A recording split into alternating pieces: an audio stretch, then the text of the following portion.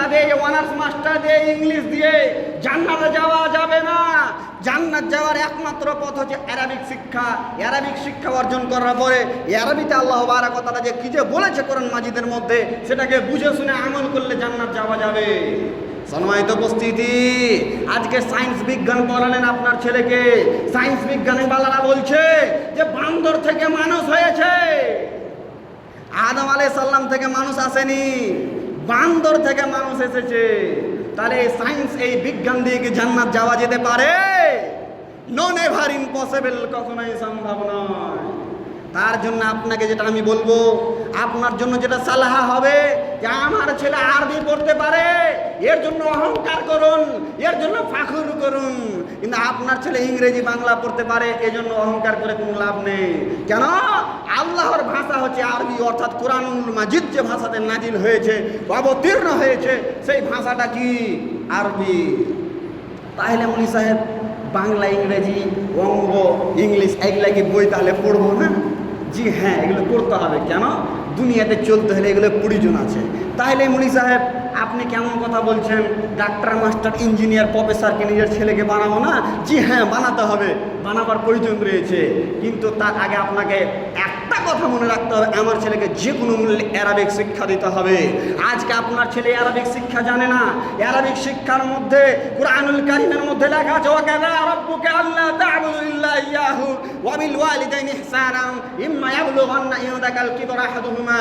আল্লাহ Barack ওয়া তাআলা Arabic শিক্ষা কোরআনের মধ্যে বলছেন যে তোমরা আমার ইবাদতের পরে পরে পিতামাতার সাথে সদ্ব্যবহার করো, পিতামাতার অনুগত্য অনুসরণ করো। তারা যদি মুশরিক হয়, তারা যদি কাফের হয়, তারা যদি বেনামাজি হয়, তারা যদি হারামখোর সুদখোর হয়, তারপরেও তাদের সাথে সদ্ব্যবহার করতে হবে। খারাপ ব্যবহার করার কোনো সুযোগ নেই। আরে মুলি সাহেব, আমি 60 বছর থেকে সালাত আদায় করি, এরপরে আমার ছেলে আমাকে খেতে দেয় না। সালাত দিয়ে বাবাকে, নামাজি বাবাকে মুখে দাঁড়িয়ে আছে, এই বাবাকে তো খেতে দেয় না। আরে মুলি সাহেব, 7টা বাড়ি, যেরকম আপনারা জাগির খান 7 বাড়িতে, 10 বাড়িতে, 300 বাড়িতে, তেমনি আমার ছেলে হচ্ছে 8টা। আমি 8 বাড়িতে 8 দিন জাগির খাই মুলি সাহেব, একদিন ঝাল খাই, একদিন নুন খাই। এভাবে আমার জীবনটা পানি পানি হয়ে যাচ্ছে, এভাবে আমার জীবনটা বৃথা পণ্ড হয়ে যাচ্ছে। 60 বছরের মুসাল্লি সাহেব আপনার পরিবর্তনের জন্য এসেছে, আপনার কিছু না কিছু উপকার করবই করবো ইনশাআল্লাহ। 60 বছরের মুরব্বী সাহেব, আপনি আপনার ছেলেকে বাংলা, ইংরেজি শিক্ষা দিয়েছিলেন, যে শিক্ষা অর্জন করার পরে কোনো জায়গায় লেখা নেই, কোনো জায়গায় বলা নেই যে পিতামাতার সাথে কেমন ব্যবহার করতে হবে। আর আরবি কুরআনুল কারীমের মধ্যে লেখা আছে যে পিতামাতার সাথে কেমন ব্যবহার করতে হবে। রাসূল পাক সাল্লাল্লাহু আলাইহি সাল্লামের হাদিসে লেখা আছে 3 শ্রেণীর ব্যক্তি জান্নাতে যাবে না। তার মধ্যে 1 শ্রেণীর ব্যক্তি হচ্ছে কি? যারা পিতামাতার সাথে অসৎ ব্যবহার করে। সম্মানিত সূচি, পিতামাতার সাথে অসৎ ব্যবহার করার ব্যাপারে বলা হয়েছে যে যদি তোমরা নিজের চামড়াকে কেটে পিতামাতার জন্য জুতা বানিয়ে দাও, জুতা, তারপরেও পিতামাতার সামান্যতম ঋণ শোধ হবে না। আরে জুতা বানাতে মুলি সাহেব দূরে থাক, নিজের বাপকে তো জুতা পিটা করি। সম্মানিত উপস্থিতি, কেমন করে জুতা পিটা করি? যখন ওষুধের প্রয়োজন তখন ওষুধ দিই না।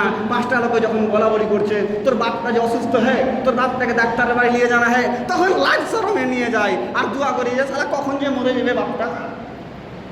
সম্মানিত উপস্থিতি, মুলি সাহেব মানুষ, আপনাদের ভাষা কত খারাপ যে আপনাকে বলতে বাধ্য, আপনাকে বুঝাতে আমি বাধ্য। এভাবে না বললে আপনি হয়তো বুঝতে পারবেন না আমার কথা। সম্মানিত সূচি, এইভাবে লাজ শরমে আবার বাবা যদি পেশাব পায়খানা অবস্থায় চলে গেছে, এবারে বৃদ্ধা অবস্থায় চলে গেছে, কখন যে মরবে, কখন যে ঝামেলা দূরে পালেবে।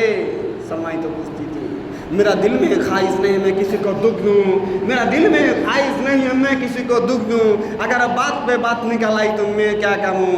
বর্তমান সময়ে আপনার গ্রামে, আমার গ্রামে, আপনার অঞ্চলে, আমার অঞ্চলের এই প্রস্তুতি।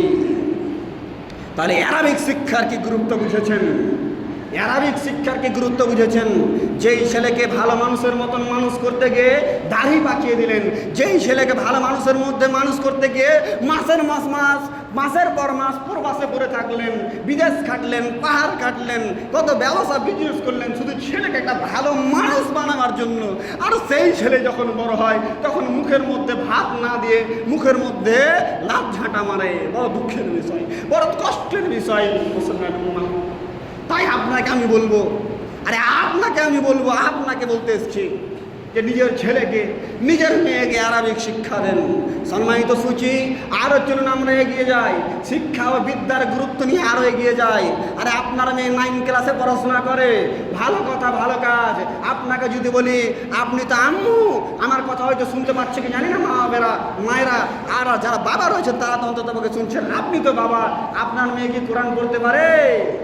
আমার মেয়ে উচ্চ মাধ্যমিকে 90% নম্বর নিয়ে এসেছে, তাকে ডাক্তারি লাইনে পড়াচ্ছি, গর্বের বিষয়, আনন্দের বিষয়। কিন্তু যদি বলি আপনার মেয়ে কি কোরআন পড়তে পারে, তখন বলবেন মুলি সাহেব আমার মেয়ে কোরআন পড়তে পারে না, কায়দাটা মুলি সাহেবের কাছে কোন রকম গিয়েছিল, আমার বারাখানটা ধরেছিল, কিন্তু এখন আর পড়তে পারে না। কোরআনুল কারীমের মধ্যে লেখা আছে যে